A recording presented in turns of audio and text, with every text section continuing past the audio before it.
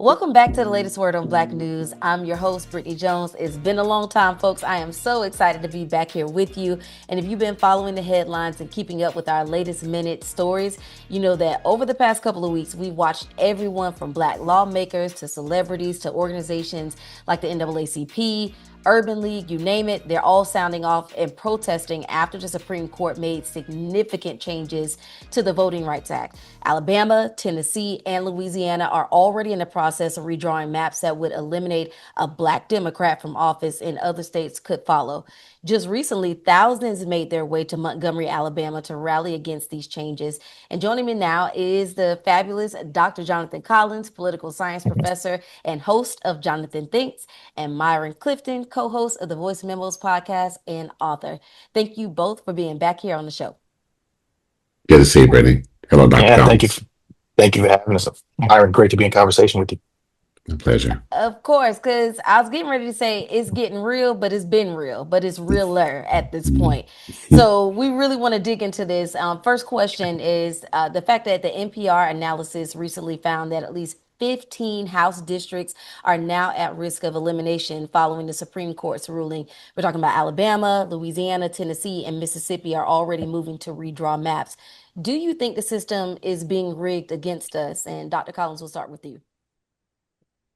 Well, he- in a way, yes, the system is being rigged against us, but I think we have to understand this within the context of larger party politics. They're coming for us not because we're strong, but because the strength of the Democratic Party in the South is Black people. And then if you can eliminate Black political power in the South, then you can pretty much get rid of the Democratic Party's political representation and the Democratic Party's political power in the South. Because there's a reason why all the states that you named are Southern states. They could do the same thing in New York. They could do the same thing in California. They could do the same thing, in Rhode Island, where there's the smallest state in the union, and yet one of their representatives is Black. But you're only seeing this kind of work in the South. Why? Because the Republican Party knows that the sole remaining force of political power rests in the hands of Black people. So that's what you're seeing. Now, what do you think, Myron?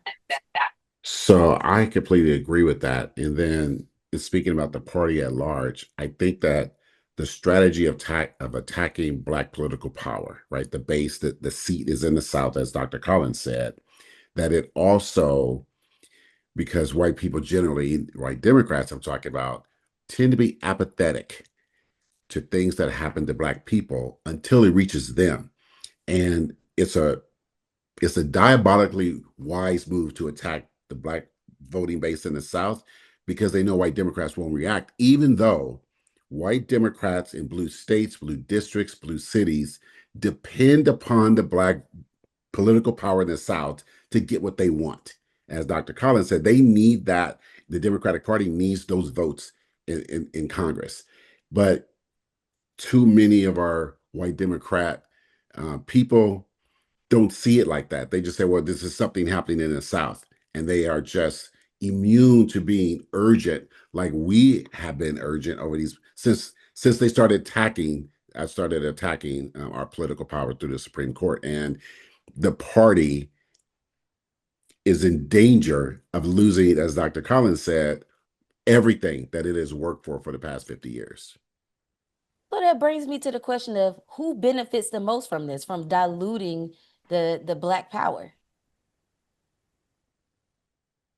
Well, I think it's very obvious Republicans benefit, and then the Republican benefactors, right? Who supports, who provides the money to Republicans? It's the oligarchs, it's big business, it's the usual cast of characters, and there will be a little bit of things given to some middle class white people, but the majority of people that are going to benefit will be wealthy people, and unfortunately, it's wealthy people. No matter your demographic, you're going to benefit. It just so happens that wealthy people who tend to be Democrats will tend to speak up with things, but even though they might, they're still sitting back reaping all their rewards, and so maybe they won't be as fervent because of that. And Dr. Collins, I'm pretty sure you have something to say about this too, in terms of who who are the ones pulling the strings when it Mm. comes to this. Well, I think this is the Republican Party. This is the conservative wing of ideology, period, because this is not a Trump move or just a Trump move. This was initiated by the US Supreme Court, a conservative Supreme Court that hasn't always sided with Trump. They've actually had a string of rulings over the last year where they pushed back against some of the initiatives, some of the executive orders that he put in place. But that same Supreme Court that has said, well, we're conservative, but we're not in Trump's back pocket completely every single time, they decided to push forward this ruling that advantages Trump politically in a way that he hasn't been advantaged really since he stepped into the political limelight. Why would they do this? Well, because this advances the political agenda and the political power of conservatism. Because here's what's going to happen. It's not just that you'll see fewer Black representatives in Congress. It's that when when folks in the South are running for Congress in these new gerrymandered districts or re-gerrymandered districts, they still need Black voters, but not as much. So those candidates can be more moderate. They can they can take positions that may be of some interest to Black voters, but they don't have to center the interest of Black voters. And what it does is it puts pressure on Black voters to be more and more moderate. And so it's the complete elimination of the aggressive Black voter in the South. And it really elevates the potential Black moderate voter, which the Republican Party, I think they believe they can co-opt. Well, and they have, right? Because we know they targeted black men, Mhm, and over the mhm, past three elections, they've made progress into getting black men to move to the Republican side. And so, to mhm, Dr. Collins' point, if you're running in the South, and you could just say just enough, right, to appear a little bit not so Dixie, right, not so Yeah. Dixie, mhm, they know they have that 12 to 15 to 20% of black men who might go their way, because they mhm. see the numbers. It's already there, and that could get them in office. And I also just think it is, from a historical standpoint, the statement that we don't want you to have representation that looks like Mm. you need to have a white man who represents you. That statement, that unstated statement, is crazy. And we're looking at, because of the Supreme Court being 6-3, and maybe they're gonna get Thomas and Alito out of there. You're looking at 10, 20, 30, 40 years to try to undo this, because it's taken them since 1965. They've been working at getting rid of it. And I was born in 64. So I'm born 1 year before that legislation was passed, right? And now in my lifetime, they wiped it out. But they were working on that from the day it passed. And so that means that an equal amount of energy by the Democratic Party, and not just the party, but people who want this to be changed, an equal amount of effort, and it's got to be long term.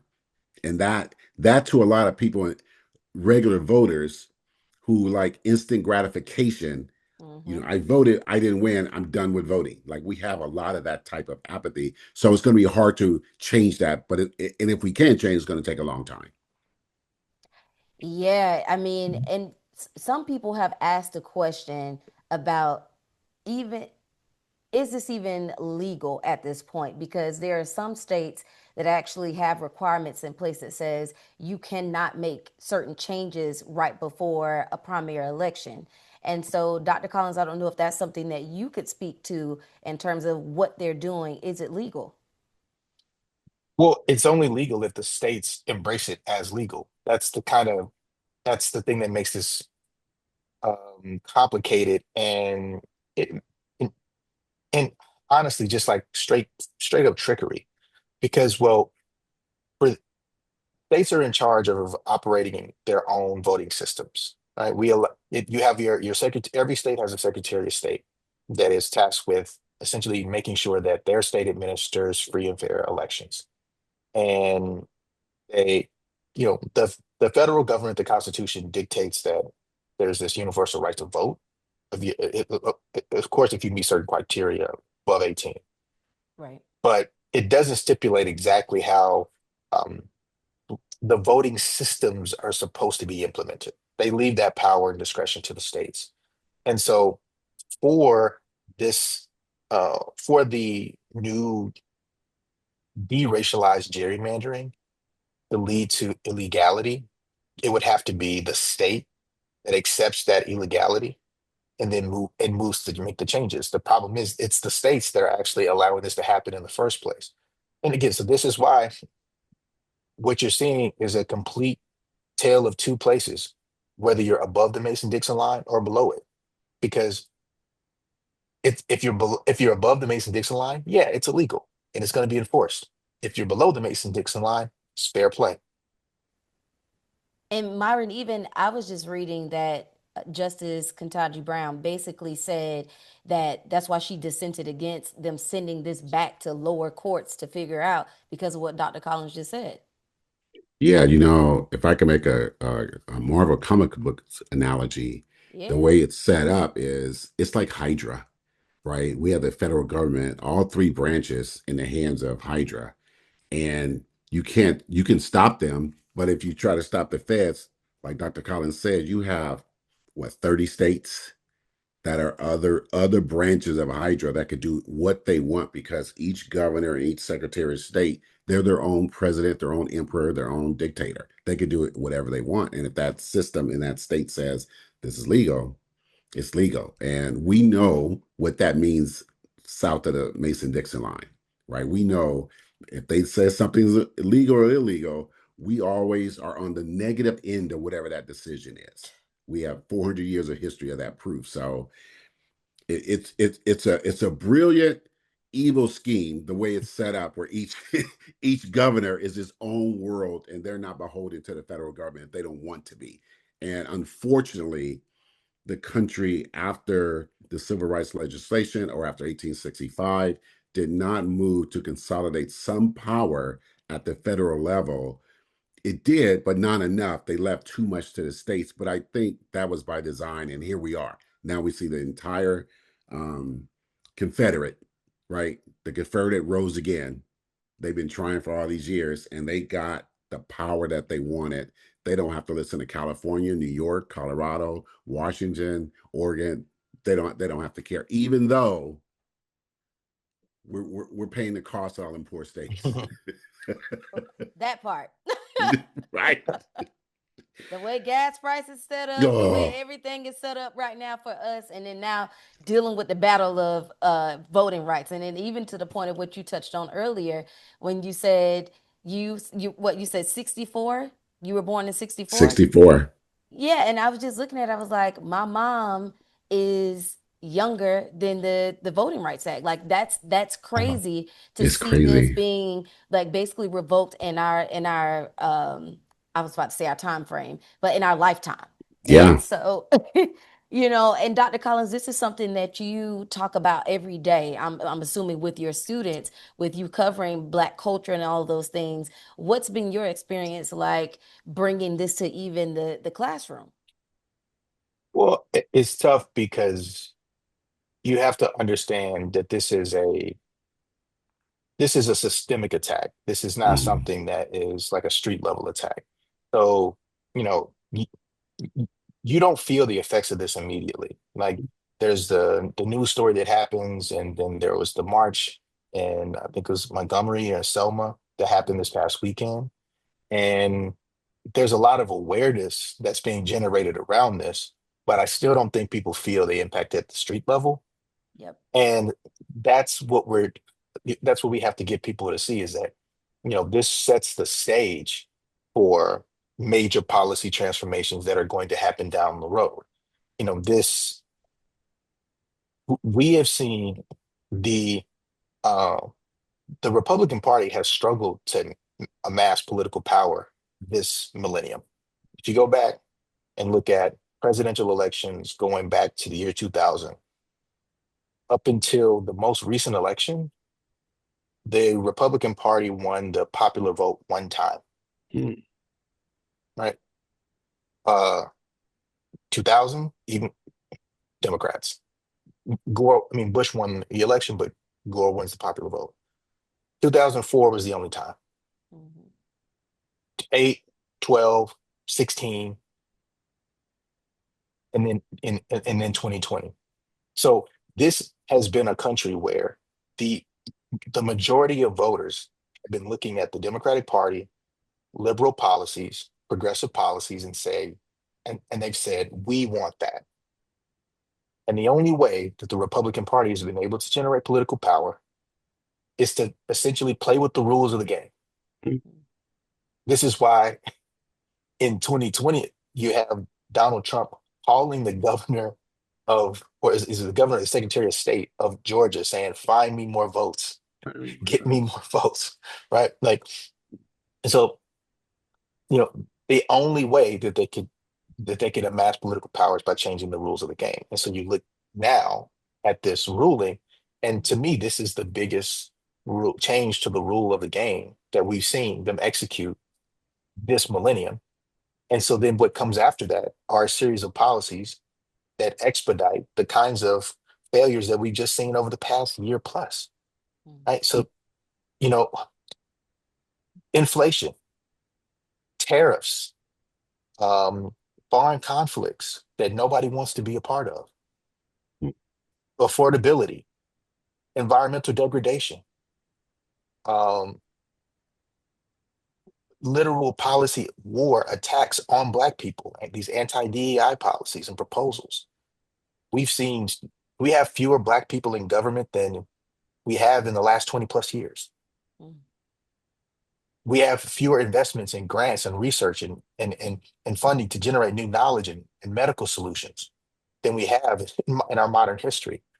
And all that this ruling does, again, you don't feel it immediately, but it changes the rules of the game to create the conditions for this to just be the beginning of what could be a really, really dark period in America. Mm. Myron, you had something to say to that? Yeah, that's it's daunting to think about that. And I think That it is. aligns with what I said was how long it takes to change the system. We know Mhm. that when they started working to chip away at civil rights after 1965, they started working to chip away at Roe v. Wade right after 1972. And that long game has paid off. It took them a long time. And they Yep. saw they saw they read the tea leaves that they would be a minority, right? A minority in the country. And they had a very specific plan of action. You got to get Latinos, the fastest growing minority, Mm-hmm. right? And that has worked, particularly with Latino men. And Yep. then just peel away enough Black men and get all the others, get enough of them, and they could shore up their base because they lost on ideas, they lost on policy, they lost on policy outcome. It doesn't matter. And then I think the second prong of their attack was own all media, like Mm-hmm. control the narrative, right? Yep. As Tanya McKenzie says on Leader and Learners, control the narrative. They bought all media, and right now they own all social media, Yeah. right? A And lot of you the can, regular Mhm. media too. But go ahead. yeah, and regular media, yeah, TV, cable, and print, right, and local news control the Mhm. narrative, Yes. and so where you could be on, say, TikTok or Instagram, make a couple of videos or a couple of posts, and you get good run, you could see a right winger just spewing nonsense, and they will have 10, 20, 100 times your followers Yep. and reach because that the algorithms are built to push that out there. And so if we come all the way back to right now, then how do we get out of this when you're trying to tell people, voters, with a sense of urgency, um, as Hillary did in 2016, this man will put in 3 Supreme Court justices, right? And it would this, I'm the last thing standing between you and what we have now. And then Biden said it, and then Kamala said it in 107 days.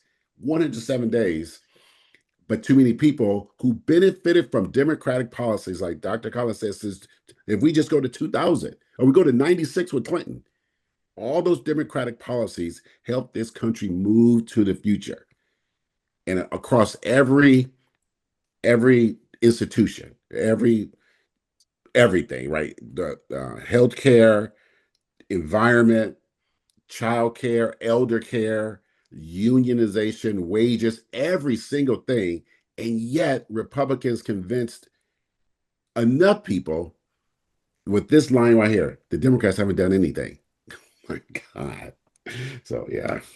Oh. Well, you mentioned this twice too, and I think about this often, and I think I even made a post about this the other day, is with all of these changes, will black voters still show up to the polls? Does that push us further away?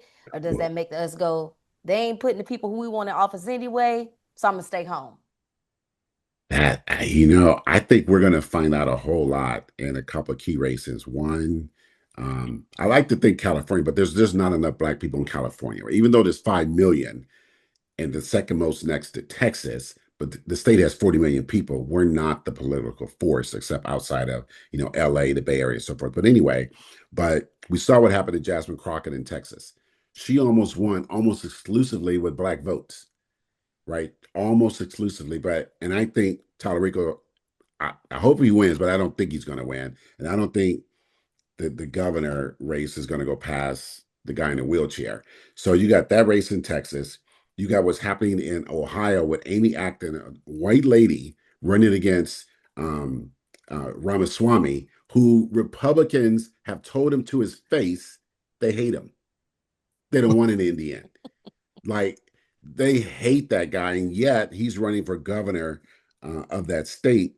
And so whether in California with Javier Becerra, Gina Hinojosa, I think is her name, in Texas, or Amy Acton in Ohio, they all need black votes to win. They all need black votes, and we're going to start finding ourselves almost as king and queen makers. And we're going to be court. And I don't think that's necessarily a bad place for us to be. That I am okay with us not in mass just supporting a candidate just because. And I think because our history shows we're pragmatic voters, and we will vote for someone that's not black. If the black person, like I think it was Virginia, she was a right winger, and black people Yeah. voted for the white lady. Like, okay, Yeah. we will do that, right? And so I don't like the situation, but if we have to make the best of it, I'm okay with candidates who are not black having to come to us and say, I need your vote, give me your vote. And hopefully they do it better than James Tallarico. Yeah, let me not get on that guy. What Dr. Collins, to Myron's point, what he just said, is that enough to get them energized? Like, they gotta, you know what I mean? Because traditionally, a lot of black folks will vote for somebody who look like them, and if they don't have them, that could be a reason why they say, I'm not getting out to vote. I mean, it's a concern. I like to I reject the narrative. Okay. Um, just because I feel like it circulates too much, this narrative that black people need to turn out as if black people don't. And you know, black it, if you just look at the raw percentages, black people are the second highest propensity voters in the US behind white voters. If you account for income, basically the same. And so basically middle class black voters are super high propensity voters, just like white middle income voters are high propensity voters. The problem that we have in the black community is that the middle class is too small, and the middle class continues to shrink because of policies that make it harder for black people to have access to, you know, uh, the ability to own a home and to start a family and to build community and do these kinds of things that help to stabilize you as middle class. So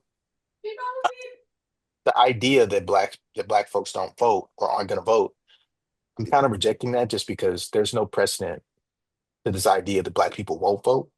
I think really it goes back to what Myron is talking about in terms of using that leverage to make sure that these candidates give black voters something to vote for, because they're going to be there, especially all this media attention around the um, the Supreme Court rulings.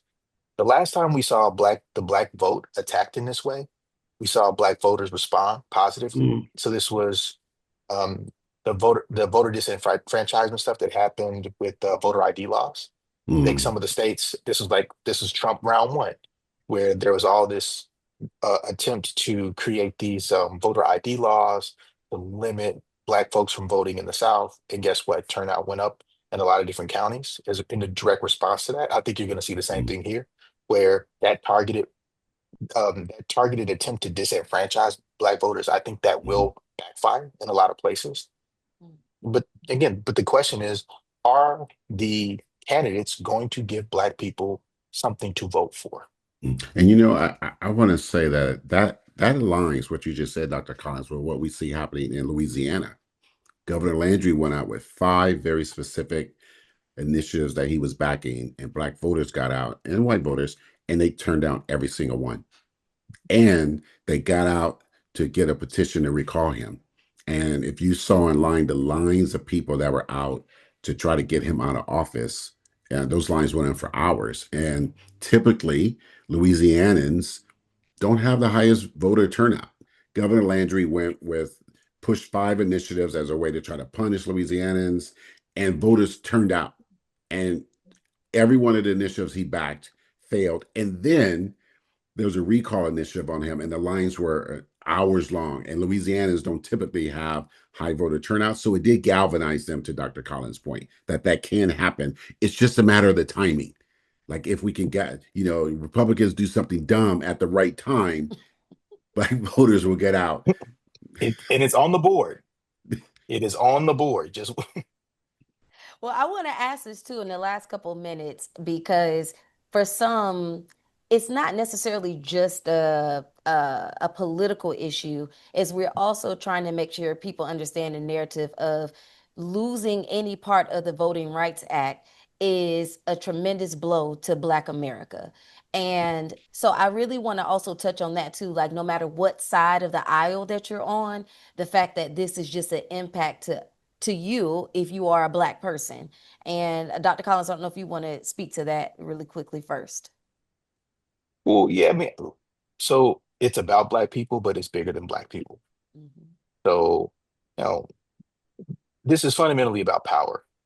And this is about what happens when a quote majority group can exercise its political influence to silence a minority group. And, you know, Black people in we as Black people in America have become pretty much the almost the embodiment of what it looks like for a minority group to push back against and disrupt and radically transform the political power in a place where the majority is looking to exercise its influence. Like we kind of take it for granted, but the civil rights movement is crazy, Yeah, right? Like it is really nuts that yeah. like these people we got together, engaged in nonviolent resistance to show just how oppressive this majority group was. They put up a mirror to itself and said, like, hey, Mhm. look, this is what you look like. You look ugly. And we're going to show this mirror to the world too, so the world can see how Mhm. ugly you are. And then and we saw radical transformation as a result of that. Well, we're holding up the mirror again because look at everything that's happening from the Trump administration when it comes to voting. Not even just this racial gerrymandering ruling. That's just one. I mean, it goes to um, his the push for reforms that he's had around voting more broadly, whether it's his push to implement more voter ID laws, which we already know has racial implications. It's his emphasis on um, gerrymandering, not just gerrymandering Black districts, but gerrymandering period to increase political power, especially in places where there are lots of white voters. You look at his policies that are aimed at advancing and supporting families, but they really are aimed towards supporting families in the South, white voters in the South. You just look at everything that he's doing, and it tells you that they want to they want more whiteness in America. And so You know, when you see these attacks on the Voting Rights Act, the response is important, not just because it helps to protect the policy and material interest of Black people. It helps to show the world what it what it looks like for a vulnerable group to resist the pressure to crumble, to resist the literal oppression of a majority group that wants to see its demise. I love that. In our last 30 seconds, Myron, I wanted to ask you too, just what does representation look like for us over the next 10 years? I think we have a lot of great politicians coming up, or in the minor leagues, right? And I mean that as a compliment. So we have Justin Pearson in Tennessee, Jasmine Crockett, we have Wes Moore. I think that those voices, because they're progressive, but they're Black progressive. Like they know our issues. They know it's not just class, that it is race, and they can present it in a way that not only does it appeal to me, someone much older than them, but I think they can appeal to their peers who are in their 20s. And we have people right now in this next election, in a year and a half, you have 17-year-olds who are going to vote. 16-and-a-half-year-olds are going to vote.